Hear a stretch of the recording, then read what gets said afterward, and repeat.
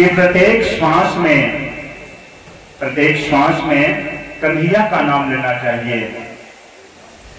कर से कर्म करहु विधि नाना, मन राखूं जहाँ कृपा निधाना।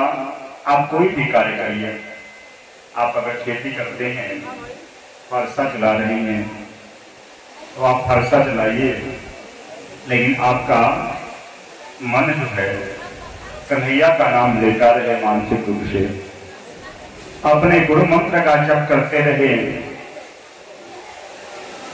राजा परीक्षित सुखदेव जी से पूछते हैं, गुरुवर यह मन बड़ा चंचल है, मन की गति अटपटी, मन की जो गति है ना यह बड़ा अटपटी है महाराज।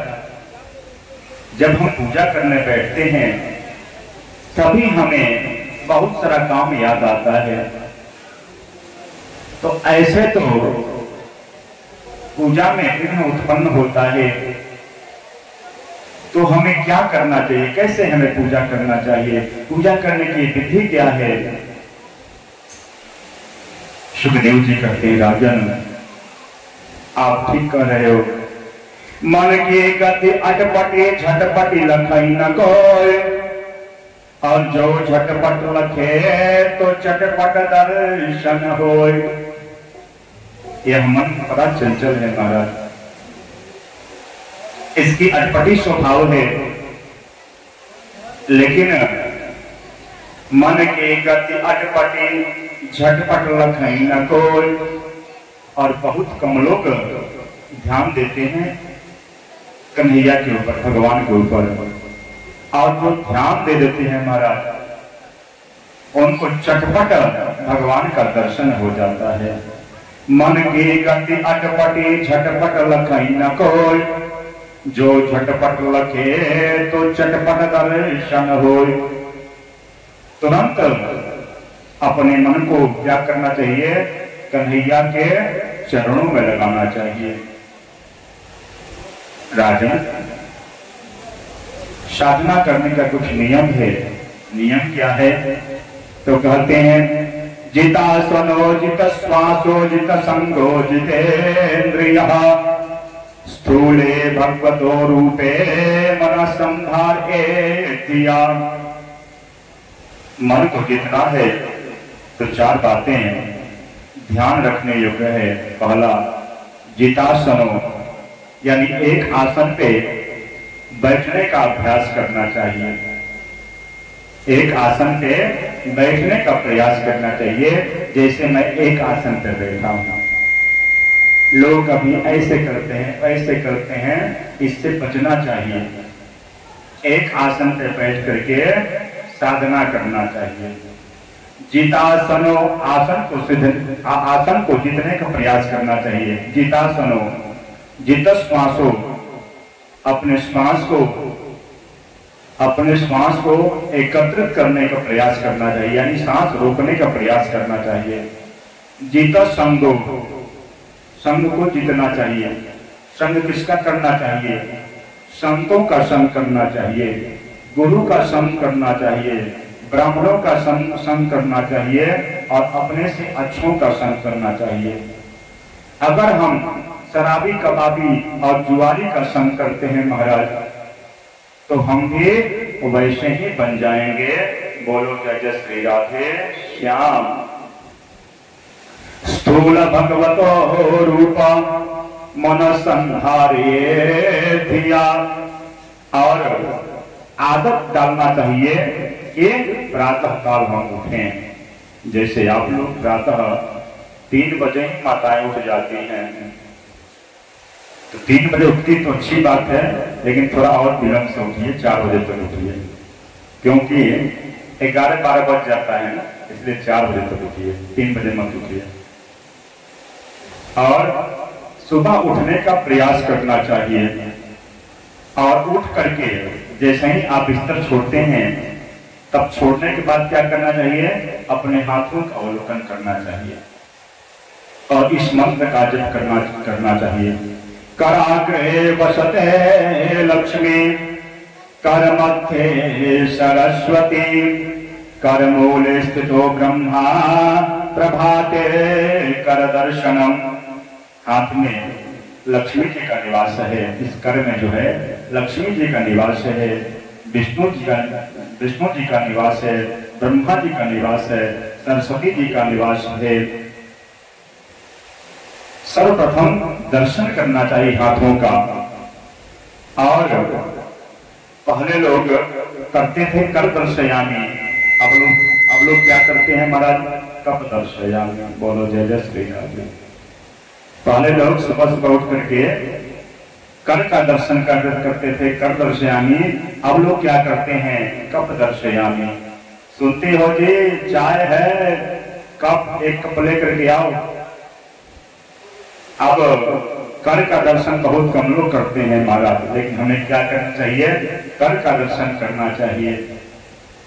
एक अभी विवाह हुआ है, नया नया विवाह होता है महाराज ना, तो पत्नी के लिए पति क्या होता है? तो प्राणनाथ होता है। पत्नी के लिए पति प्राणनाथ होता है। और पत्नी के लिए क्या होती है? चंद्रमुखी होती है महाराज। नया नया शादी होता है ना, तो कैसे भी थोड़ा सा अपने पत्नी का झलक दर्शन कर ही लेता है। और आजकल जो प्रचलन है, क्या प्रचलन है महाराज? नई नई बहुरिया अपने पति के लिए लिखती है जानू, जानू कह करके बुलाती है महाराज। पति के लिए पत्नी चंद्रमुखी है, और पत्नी के लिए पति प्राणनाथ है महाराज। नई नई शादी हुई है, और पति जो है वह इंग्लिश जानता है, लेकिन उसकी जो धर्म पत्नी है वह थोड़ी सी कम पढ़ी लिखी है महाराज। वह सुबह सुबह कहता है, सुनती हो तू कपटी। उसे समझ में आता है कि मेरे पति देव कह रहे हैं कि तू कपटी हो। तुरंत कहते हैं कि तू कपटा, तेरा बाप कपटा, तेरी माई कपटी, तेरा पूरा खानदान कपटा, मैं कब से कपटी हो गई।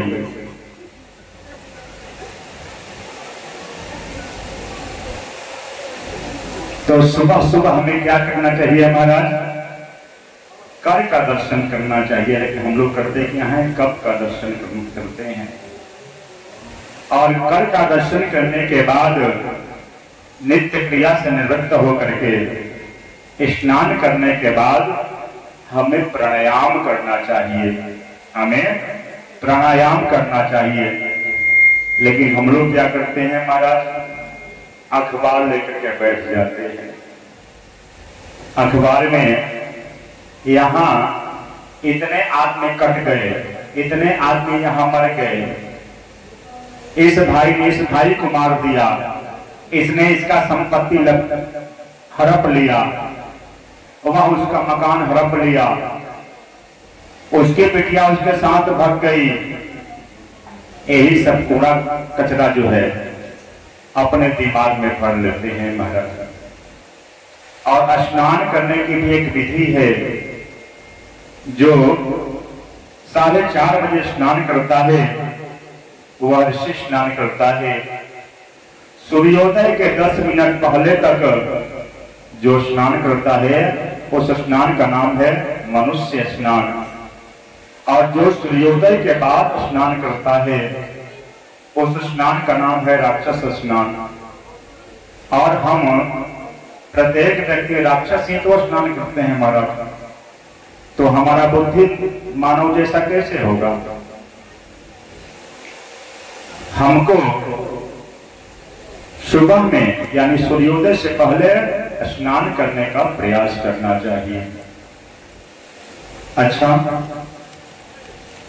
राजा परीक्षित, ये बताओ कि भगवान किसको जल्दी मिलते हैं, बता सकते हो? राजा परीक्षित कहते हैं, गुरुवर, जो दिन में 3 बार स्नान करता है उसी को भगवान मिलते हैं। जो ऊंचा बिरादरी का है हो सकता है कि उसको भगवान मिलते हो, जो पढ़ा लिखा हो उसको भगवान मिलते हैं। सुखदेव जी कहते हैं राजन, अगर यह बात सत्य है तुम्हारी तो ये बताओ, व्याधस्य चरणम ध्रुवस्य च वयो विद्या गजेन्द्रस्य का जातिर्विदुरस्य यादवपतेरुग्रस्य किं पौरुषम कुब्जाया किमु तत्र रूपमधिकं किं तत्सुतां नो धनम भक्त्या तुष्यति केवलं परमया भक्ति प्रियो माधवः। राजन, अगर स्नान करने से भगवान मिल जाते तो भगवान प्रभु श्री राम कोल भीलों को अपने गले से लगाए, और यह कोल भील जाड़े के महीने में 4 महीना तक बिना स्नान किए रहते हैं, बिना स्नान किए रहते हैं। हमारे रघुवर कहते हैं, स्पष्ट कहते हैं, अस हमारे प्रभु पर सेवकाई लेकिन बासन बसन चुराई। तो भगवान यह देखते होंगे कि कितना पढ़ा लिखा है। तो सुखदेव जी कहते हैं, वह बालक ध्रुव कितना पढ़ा लिखा था कि 6 वर्ष की अवस्था में उससे भगवान मिल गए। वह गजेंद्र कितना पढ़ा लिखा था कि कुल शब्द कहा और अभी बिंद कहने ही वाला है, उससे पहले भगवान आकर के गज का ग्राह से रक्षा किए। और किम जाते विदुरस्य यादव पदे, और विदु जी तो दासी के पुत्र थे, उनके हमारे कन्हैया केले का छिलका खाए, केले का छिलका खाए। राजा परीक्षित कहते हैं कि गुरुवर, यह कथा मैं सुनना चाहता हूं, इस कथा को आप विस्तार से कहिए कि कैसे हमारे कुल को उद्धार करने वाले कन्हैया कैसे विदुर जी के यहाँ जाकर के केले का छिलका खाए। यह कथा मुझे विस्तार से सुनाइए। सुखदेव जी राजा परीक्षित को विदुर प्रसंग सुनाने जा रहे हैं, और आप लोग भी बड़ा प्रेम से सुनिए। सुखदेव जी कहते हैं, राजन, बात उस समय की है जिस समय पांडवों के साथ अन्याय किया जा रहा था। दुर्योधन पांडवों के साथ अन्याय कर रहा है, कभी पांडवों को लक्षागृह में जलाने का प्रयास कर रहा है, कभी पेड़ से गिराना चाहता है, कभी पानी में डूबना चाहता है। कभी उसी समय विदुर जी जो महामंत्री हैं वह धृतराष्ट्र के पास में आते हैं और कहते हैं कि राजन, मैं महामंत्री होने के नाते आपको सलाह दे रहा हूं। आपका जो पुत्र है दुर्योधन, यह सुयोधन हो गया है, पांडवों के साथ अन्याय कर रहा है। पांडव आपका इज्जत करते हैं।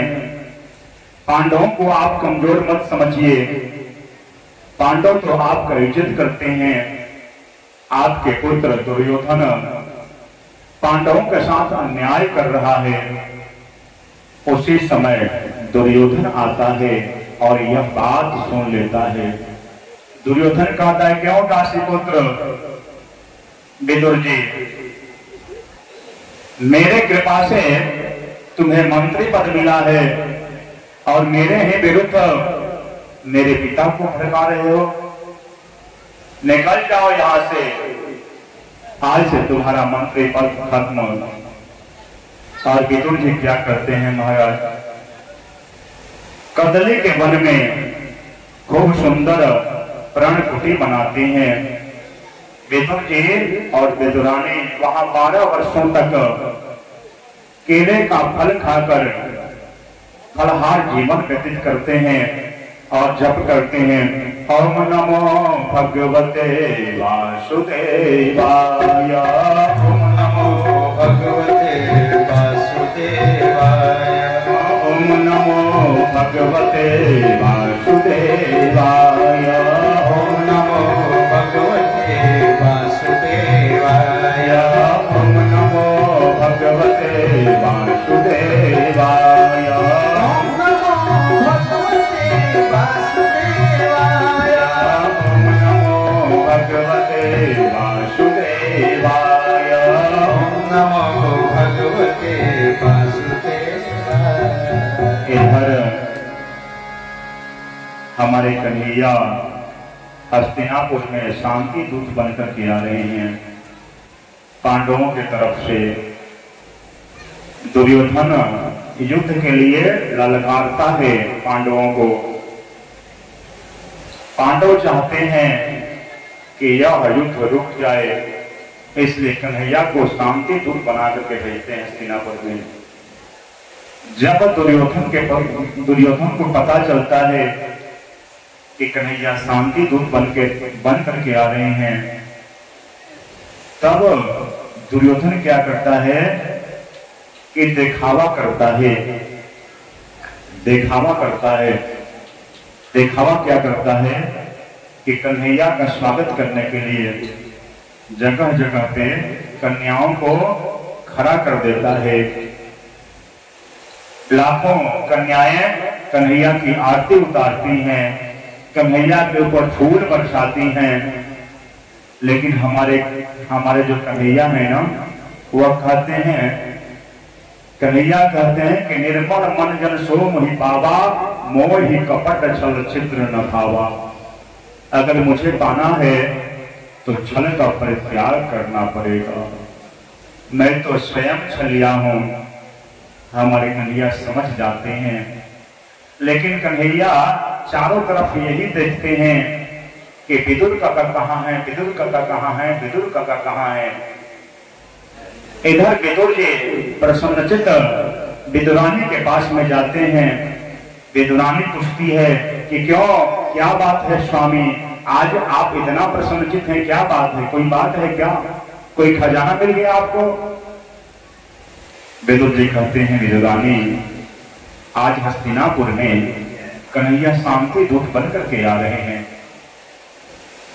विदुरानी कहती है कि स्वामी अब तो आपका मंत्री पद ही खत्म है, अब हम लोग कैसे दर्शन करेंगे? विदुर जी कहते हैं कि भले ही मैं दर्शन करूं या ना करूं, अगर कन्हैया का एक झलक भी मेरे ऊपर पड़ जाए तो मैं सोचूंगा कि मुझे कन्हैया का दर्शन हो गया। तुम ऐसा करो, गोबर का चौका लगाओ, मुझे विश्वास है कि कन्हैया हमारे यहाँ आएंगे, जरूर आएंगे हम लोगों से मिलने के लिए। मैं जाकर के देख करके आता हूं कि पांडवों का भाग्य आज क्या फैसला होता है। और जैसे ही कन्हैया का नजर विदुर काका पे प्रसन्न हो, विदुर काका के ऊपर जैसे ही ध्यान जाता है, जैसे ही कन्हैया देखते हैं, और विदुर जी जब कन्हैया को देखते हैं कहते हैं कि कन्हैया मुझे देख लिए प्रसन्नचित्त हो गए महाराज। विदुर जी के हृदय में हिलोर मारने लगता है। दुर्योधन कन्हैया को ससम्मान सिंहासन पर ले जाकर के बैठाता है। एक बहुत बड़ा मंच लगा हुआ है, उस मंच पे 2 सिंहासन है। एक सिंहासन पे कन्हैया को बैठाता है और एक सिंहासन पे स्वयं बैठ जाता है। हमारे कन्हैया दुर्योधन से पूछते हैं, क्यों दुर्योधन, पांडव तुम्हारे भाई हैं? दुर्योधन कहता है, हाँ कन्हैया, पांडव हमारे भाई हैं, हमारे चाचा के बेटे हैं। कन्हैया कहते हैं, क्यों, तुम्हारे खास चाचा के बेटे हैं? दुर्योधन कहता, हाँ हाँ, मेरे सगे चाचा के बेटे हैं। तो कन्हैया कहते हैं कि इस नाते पांडव भी आधा राज्य का अधिकारी हुए। दुर्योधन कहता है कि अरे कन्हैया, तुम क्या बोल रहे हो, तुम क्या बोल रहे हो, ये सब बात छोड़ो। मेरी माँ ने तुम्हारे लिए 56 प्रकार का व्यंजन बनाया है। कन्हैया कहते हैं सुन लो, मेरी पूरी बात सुन लो। पांडवों का कथन है कि दे दो मुझे 5 ग्राम, रख लो अपनी धरती तमाम, हम उसी में खाएंगे, परिजन पे न शस्त्र उठाएंगे। इधर अर्जुन कहता है कि कन्हैया, मेरी भी बात आप सुन लो। सुचक पे नहीं वदाश्यामी बिना युद्धे न केशवा, बिना युद्ध के सुई के नोक के बराबर भी मैं पांडवों को देने वाला हूं नहीं। और तुम तो 5 ग्राम की बात करते हो। कन्हैया, ये सब बात हम लोग बाद में कर लेंगे, पहले चलो मेरी माँ गंधारी ने तुम्हारे लिए 56 प्रकार का व्यंजन बनाया है, चल करके प्रसाद पालो। कन्हैया कहते हैं देखो दुर्योधन, भोजन 2 परिस्थिति में किया जाता है। एक तो अगर भूख लगी हो तो भोजन करना चाहिए। भूख लगी हो और कोई पूछ देता है, बिना प्रेम के लिए अगर कोई पूछ देता है कि खाओगे आप, तो खा लेना चाहिए बिना संकोच के। और दूसरी बात कि अगर आपका पेट भरा हुआ है, अगर खिलाने वाले के अंदर अगर प्रेम है, तब भी खा लेना चाहिए। लेकिन दुर्योधन, ऐसे तो मेरे पास भूख का भाव है और तुम्हारे पास भी प्रेम का भाव है, और आज का निमंत्रण तो विदुर काका के यहाँ मेरा है। आज का मैं प्रसाद विदुर काका के यहाँ पाऊंगा। उसी सभा में विदुर जी बैठे हुए हैं और कहते हैं कन्हैया, मैं तुमको कब निमंत्रण दिया कि आज तुम मेरे यहाँ आकर के भोजन प्रसाद पाओगे। दुर्योधन कहता है कि अरे कन्हैया, तुम्हें पता है विदुर के यहाँ खुद खाने के लिए है कि आपको खिलाएंगे। कन्हैया कहते हैं दुर्योधन, जब विदुर निमंत्रण दिए हैं मुझे, तो भोजन की तो व्यवस्था किए ही होंगे। और हमारे कन्हैया चुपचाप विदुर के यहाँ प्रस्थान कर जाते हैं। इधर विदुर जी सोचते हैं कि आज हमारे यहाँ कन्हैया प्रथम बार आएगा भोजन प्रसाद करने के लिए, तो उसके लिए तो कुछ व्यवस्था करना होगा। इसलिए हमारे विदुर जी बाजार चले जाते हैं भोजन की व्यवस्था करने के लिए। इधर हमारे कन्हैया विदुर जी के घर में जाते हैं। जिस प्रकार से एक भक्त मंदिर में जाता है तो चरण पादुका को बाहर ही खोल देता है, वैसे ही आज भगवान अपने भक्त के यहाँ जा रहे हैं तो चरण पादुका को दरवाजे पर ही खोल देते हैं और दरवाजा खटखटाते हैं, कहते हैं ओ काकी, ओ काकी, ओ काकी। और उस समय विदुरानी स्नान में तन्मय थी, महाराज स्नान कर रही थी। और जैसे ही विदुरानी के कानों में आवाज जाता है कि यह मेरा कन्हैया का आवाज है, विदुरानी झट से आती है महाराज और दरवाजा को खोलती है। और जैसे ही कन्हैया को देखती है तो वस्त्र बदलना भूल जाती है। कन्हैया के हाथों को पकड़ करके अपने भवन के अंदर लेकर जाती है और कहती है कन्हैया यहाँ बैठो, कन्हैया यहाँ बैठो, कन्हैया यहाँ बैठो। और चारों तरफ घुमा देती है और कहती है कन्हैया यहाँ बैठो, ठीक है ना, कन्हैया यह स्थान अनुचित है, यहाँ बैठ जाओ, ठीक है ना, ये भी स्थान अनुचित है, यहाँ बैठ जाओ। पूरे घर में घुमा देती है विदुरानी प्रेम में। और एक जगह पीढ़ा को उल्टा करके कहती है कन्हैया बैठो ना। कन्हैया अपने झिली से चदरिया को अपने कंधे से उठाते हैं और विदुरानी के शरीर पे फेंक देते हैं और विदुरानी ओढ़ लेती है। और जब कन्हैया देखते हैं कि विदुरानी हमारे आने के खुशी में अपना शुद्ध खुद खो बैठी है, तो पीढ़ा को सीधा करके बैठ जाते हैं और पेटों पे हाथ फिराते हुए कहते हैं काकी बड़े जोरों से भूख लगी है।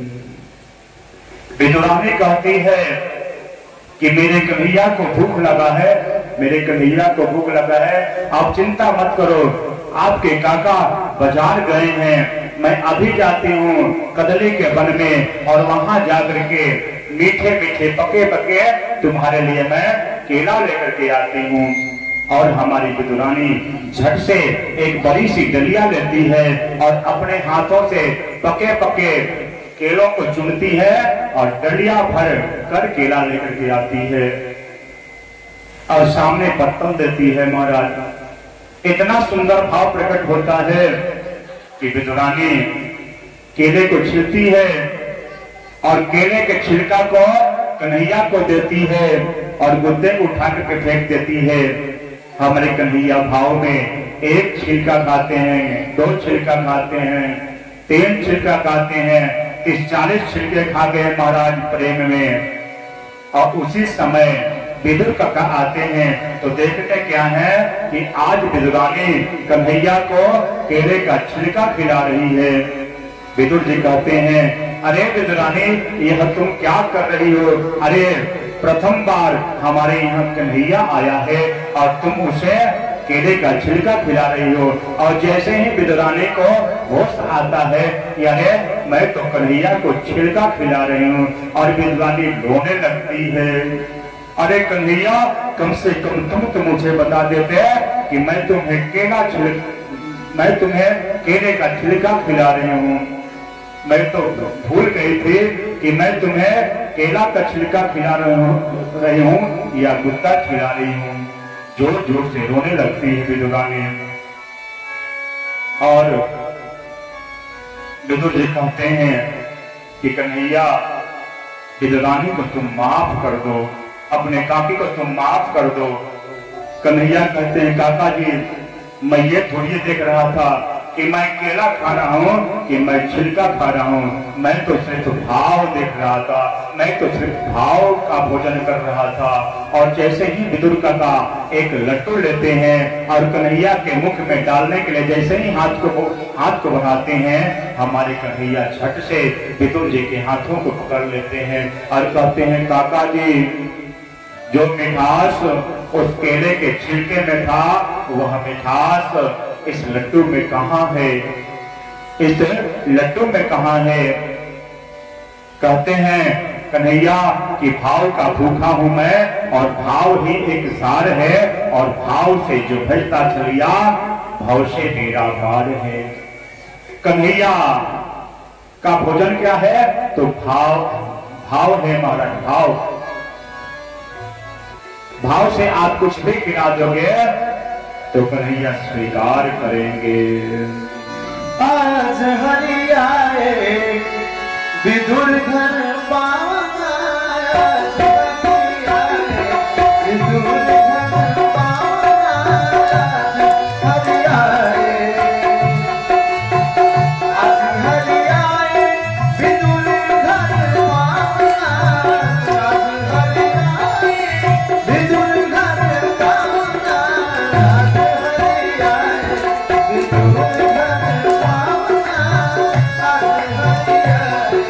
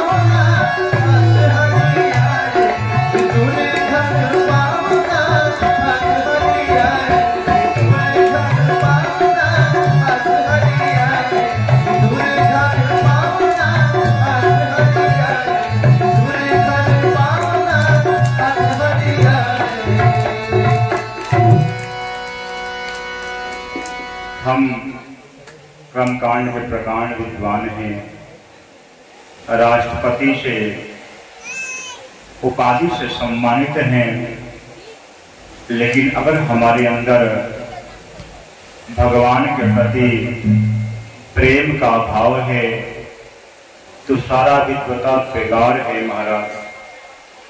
अगर भगवान को पाना है तो भगवान के प्रति प्रेम होना चाहिए।